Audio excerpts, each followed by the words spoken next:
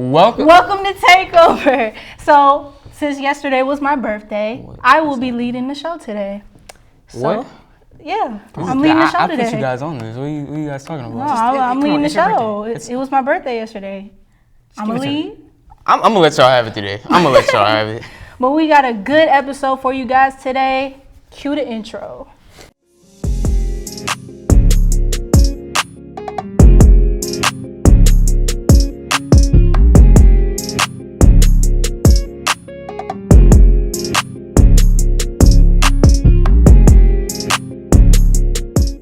I know you guys have seen or at least heard about the Myles Garrett situation where he hits Mason Rudolph upside the head with his helmet. And I know the speculation between that has gone all over the place. What do you guys think of it? Okay, so what Myles Garrett did was wrong, most definitely. There was no need to take it that far for the simple fact that that was one of their biggest wins that they had, the Browns, that they had this season. There was no need to go act crazy with it. Once you take that helmet, that's used as a weapon. And if he would have hit Mason on the top of his head, it could have injured him really bad or it could have killed him. However, just because Myles Garrett is in the wrong doesn't make Mason Rudolph innocent. Because the first initial move that Myles Garrett did, it was a football move, I would say. Yes, he tackled him, but if you look at the clip, Mason Rudolph, he got rid of the ball, I would say 1 second before he hit him. He was just doing a football move, which was a tackle. And then when you look even deeper into the clip, Mason Rudolph tried to take the helmet off of Myles Garrett first. So if you're trying to take my helmet off, what do you plan to do after you take said helmet off? To me, I feel like that was a reason why Myles Garrett was angry as well. And I believe that both of the players were just frustrated because they both had terrible games. Myles Garrett had 1 tackle, 0 sacks. Mason Rudolph had one of the worst quarterback performances ever. He had 4 interceptions, a little over 200 yards, QBR of 13.8. It was just terrible, and that's what I think about it. You got Josh? She kind of stole my take. But, I mean, the gist of what she said is kind of what I believe. The fact of the matter is, Myles Garrett was the aggressor. Or not Myles Garrett, sorry. Mason Rudolph was the aggressor here. Mason Rudolph was the one that initially created this whole conflict. He was the one that got mad at Myles for playing football and finishing the play, right, and going after the one thing he's paid millions of dollars to do. But on top of that, Myles Garrett in no way should have ever thought of using that helmet as a weapon and swinging it at Mason Rudolph. Yeah. I understand that Mason Rudolph got mad over very little. I understand that. Mm-hmm. But in no way can you take that helmet and as the little quarterback comes at you, you swing it at his head. You are 6'5", 265 pounds. Mason Rudolph cannot be 6'2" and 210. So what threat does he pose to you? What is he gonna do? So in my humble opinion, Myles Garrett should not play the rest of the season if, so by some act of God, that the Browns make the playoffs. He shouldn't play in the playoffs, and he should not play half of next season, simply because of the fact that he assaulted another man with a helmet. That is a weapon. That is a foreign object. James Harrison said it best when he tweeted out, on the streets, the assault, that's 6 months in prison, plus the weapon, that's like a year. So Myles Garrett shouldn't be allowed to play football for a very, very long time. I think what you're saying, I was agreeing with what you had said for the first part, and then you got completely egregious when you say, I understand you should be out the remainder of the season because what he did was unacceptable. You should never hit anybody upside the head with a helmet. But half of next season, I think we're judging it too. I think your judgment is too harsh on him. No, you have to set an example. Look, first, okay, I understand you have to set an example, but I mean, Mason starts the fight. You can't. He wasn't suspended. He wasn't suspended at all. He should have been. But absolutely. I feel like you're putting too much of the blame on Myles Garrett. He has to defend himself at one point. You got Pouncey and you got these other guys, and you got the other guys holding him back, and you have Mason Rudolph charging at him. Now I don't condone. Hold on. Let me finish. I'll let you talk.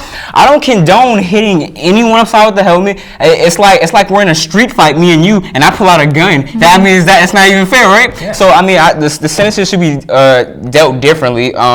Mason definitely should also be suspended as well because he started the fight. So in all, I'm looking at this situation as Myles Garrett took it out of way proportion, hitting anybody upside the helmet because it could have went so left. It could have went so left that he could have paralyzed or killed Mason Rudolph, right? So looking at that, he definitely should be suspended, but this is an act that he didn't cause. He's defending himself. When somebody is charging at you, maybe it's instinct to have to swing or leverage yourself to get them off of you. So that's how I look at it. I feel like justice should be served both ways, but Myles Garrett, he deserves suspension for what he did. For sure. You have to, because Vontaze Burfict got suspended for the entire season. Now, the reason he's had a couple. He's had a few different incidents. But this is different because Vontaze just had like big hits and aggressive hits where he lowered his helmet. This was assault of another human being with a foreign object. Okay. This is something that we've never seen anything like this before. You could have sent him to jail. You can't send him to jail for that. You could have pressed charges. Football is a contact sport. Outside of football, if he had done this on the street, you could. But it was done on a football field, though. I feel you. That's why he's not going to jail. But I think you have to tell him, you have to tell everybody. But you're also forgetting the fact that Mason Rudolph, if he would have got Myles Garrett's helmet off, what would he have done? Trying to take off the helmet, you have to remember he's still strapped in. He still has the back support. He also kicked Myles Garrett in the groin. He could injure Myles Garrett just by trying to take off his helmet. I don't disagree, but again, the fact of the matter is, I don't disagree that Mason Rudolph should be suspended. In no way do I think he should be suspended. I thought the fine was way too weak for the instigator. Definitely. But Myles Garrett, as I said, he's 6'5", 265, and he's being pushed back by offensive linemen. Mason Rudolph's offensive lineman is not going to let Mason do anything crazy. That's their quarterback. They're trying to protect their quarterback. But Myles has to also protect himself. He has to protect himself. You don't know what he's going to do. He was charging that. Myles Garrett. What is Mason Rudolph going to do to Myles Garrett? I mean, if you're in a fight, don't be scared when somebody hits you back. What is Mason Rudolph? If you initiate it, you gotta be ready for anything that come at you. It's a fight thing. I don't disagree, but I don't think he expected a helmet to come flying at his head. They just gotta make an example out of him. If Zeke got 6 games for something that happened off a football field that was murky to begin with, I think Myles Garrett needs to get a lot more than that. Okay. I think suspension is worth it. Okay, anyway, so switching to the NBA and a little less, divisive topic. Carmelo Anthony now finally has a job. It was about a year, give or take. Portland Trail Blazers picked him up after their 4-8 start. What do you guys think? Thoughts, comments?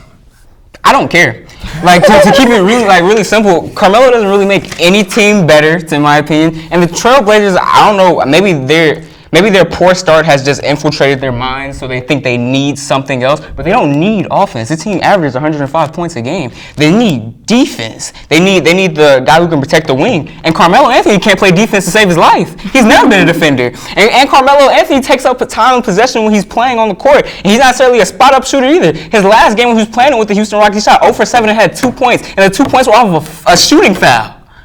How is he being useful? I feel like he's taking up space on this roster. I mean, as bad as I want Carmelo to have his farewell tour, he's probably one of the best scorers the NBA has ever seen. But when you look at him now, you got a washed-up post player. He doesn't belong. Will he fit in the system? I don't see it working. I don't see why they did this at all. I was really confused. I'm going to have to agree with Cam on this, just for the simple fact that you have... Don't get me wrong, Carmelo Anthony, I believe that he is a future Hall of Famer. But executives or even organizations are looking at it like this. When you're with OKC and you have Russell Westbrook and Paul George, can't get it done. Then you go play with Chris Paul, one of your closest friends, and an MVP in James Harden, couldn't get it done. When you get older, you're supposed to reinvent yourself. You have LeBron James. Yeah. He's aging like you guys have said plenty of times, but he is still playing like one of the best players in the league. But then you have D Wade, who's retired now, but he also chose when he was going to retire. So then I believe that Carmelo Anthony is in the middle, and that's why I think I don't think he would matter that much. He may have an impact. He's definitely going to bring the leadership to the team, but we never know. He may do something great, and it may pan out for other teams may be interested in him.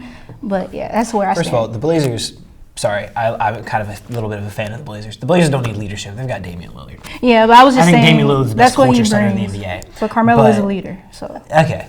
I think that Carmelo Anthony is the anti-Vince Carter. And that Vince Carter, listen, hear me out. Vince Carter aged beautifully. Vince Carter went from a number one superstar to a complimentary scorer to a spot-up shooter.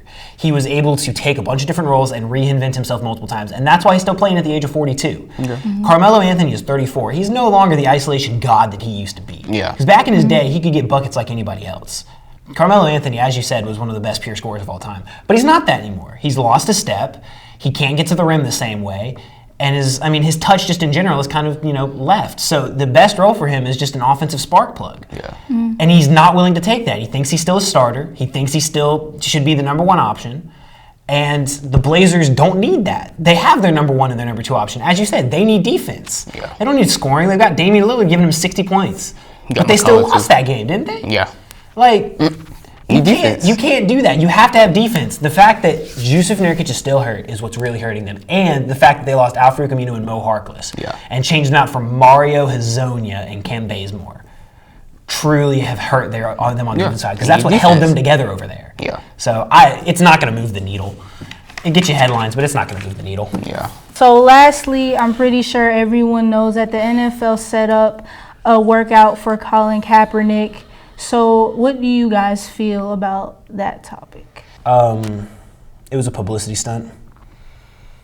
Honestly, I believe that Kaepernick could and should have a job in the NFL. I don't disagree with that. I think he was a very talented player, and he still has that talent. But everything that transpired in it just tells me, I think Stephen A. said it best, he doesn't want to play football anymore. He wants to be a martyr. I mean, you set up this workout with a organization that you claim has blackballed you. They take the workout. Not only that, the Atlanta Falcons give you their practice facility. They give you receivers. They give you all the things that you need to do this workout. And then the day of, you go, you know what? I don't want to do that. I don't want to do it there. I want to do it at this high school with my own receivers and my own video crew. Yeah. But you don't tell anybody? Unless 30 minutes before. That's ridiculous. When these teams have invested money, they have sent representatives to Atlanta to watch you play and possibly give you a job. Because we saw he's still got the arm strength, and we know he's fast, so we know he can still probably play. But all these teams send these representatives and invest resources to look into you. And the day of, you don't even tell them that you're moving it. They find out through Twitter. That's ridiculous. And then not only that, after that, you call out everybody and say, I hope they're going to stop hiding from the truth. I mean, that just seems egotistical to me. To me, I think Kaepernick I think at first his heart might have been in the right place. I understand what he was trying to do with all the protests and whatnot. But I think it's gotten to the point where he almost believes he's bigger than the NFL. And he believes that he is over this and he deserves all of this, all these amenities. And the fact of the matter is, he's just a backup quarterback. A backup quarterback who has won the Super Bowl. That's the only thing. But I'm gonna address two things. I'm gonna address what the NFL did for Cap, then I'm gonna address the entire workout. So to start off with, this whole thing seemed awkward to me. It felt rigged. Why would you have a workout planned on Saturday when most teams and execs are traveling on Sunday? Why couldn't you set it up on Tuesday like Cavs people ask? The NFL, to me, has treated Colin Kaepernick, I mean, they're obviously blackballing Colin Kaepernick, but if the wrongdoing that he's been going through ever since the whole kneeling has just been completely outrageous. When you factor in that the NFL, I mean, just blatantly, I feel like they set him up for failure. I feel like it was a lose-lose situation. I'm talking about the way they set this up. It was a lose-lose situation. It was basically trying to hide the racism that was the NFL. Basically saying, you can't sue us because we gave you a chance. That's to me what the workout was. You're gonna lose anyway because we're gonna give you this, and whatever you do, you can play lights out and it wouldn't matter. That's what I got from hearing about the workout on Friday. Addressing what Colin Kaepernick did. I completely agree with you. Publicity stunt. He came out. He told them 30 minutes before that he was going to do it at a high school, and he comes out wearing a Kunta Kinte shirt. To me, this screams. I understand like Colin Kaepernick, what he stands for and what he's doing for the injustice of black people, but it seems forced that they want you because they want you to play football, Colin. They don't need you to be an activist. He's still trying to be an activist, and they want you because you want to play football. And To me, that kind of puts it against Colin Kaepernick. How's the NFL and Jay-Z and these representatives going to set up this spot for you to be like, okay, we're going to give you a chance. You say you want this chance to play football. We're going to give you this chance. And you say no. That's like me as a African-American male going to a job interview and be like, nah, I want it at this time. I want it at this place. I want it at this particular time. That's not fair. How am I going to treat the people that I want to work for like that, right? You can't do that. So I'm like, Colin Kaepernick hurt himself when he did that. They gave you the chance and you don't show up. You don't show up. What does that say for like the leaders that paved the way for him? What if Jackie Robinson was like, oh, I want it on these terms, right? Then it looks different. It looks different for everybody. It's a whole different platform. So what he does, he disappointed me when he did that. Then after all, he calls out the media saying, stop being afraid of me. Stop running. Cap, you ran. You ran. How are you going to run from the moment? This was your moment to prove that you were a great quarterback and you could still do it. And 30 minutes before, you won at your own terms. You have people in the stands wearing Kaepernick jerseys. It's publicity. This wasn't about football, and that's what the owners want to get back to. That was the thing from you, Colin. Well, I agree with some points that you guys made. However, when you guys say he doesn't want to play football, I kind of disagree with that for the simple fact that he did all of this stuff that you guys talked about. But you guys have to also understand, yes, he's doing it for the NFL. Yes, if they're giving you an opportunity, you should take that opportunity. Let's not act like we don't know the reason why all of this is happening. The simple reason is because of what he did to take the knee. And let's not act like we don't know the NFL. So with all the cameras and things in the media and such as that, when he was talking about don't stop running from the truth, like you said, it was a setup by the NFL. And I agree with what you guys said about publicity. There was a better way he could have went about it. But when you're dealing with the NFL, an organization who has never showed interest for equality or equal rights for everybody, he has to take certain steps to protect himself, I feel, in that situation. When you say about him not wanting to play football, there's been times where he's missed out on checks. When you have quarterbacks that are playing now in the NFL that aren't nearly... that shouldn't even be... On the caliber of Colin Kaepernick. On the caliber of Colin Kaepernick. At the end of the day, I feel like most people are going to ask Colin Kaepernick, are you just going to play football? Or are you going to be the main actor? I know that's kind of following the shut up and dribble line. Why not use your platform? That's why I respect Kaepernick, because why not? You have this big platform. Obviously, the NFL's not going to do it. So why not take your platform that you have and use it to your ability? And also, when you have somebody like Antonio Brown who can call a coach a cracker and still be able to have a job with not only in the NFL but with the New England Patriots, I just feel as though that's what you're condoning at this point. Football is a game. No matter how you put it, no matter how you flip it, football is a game.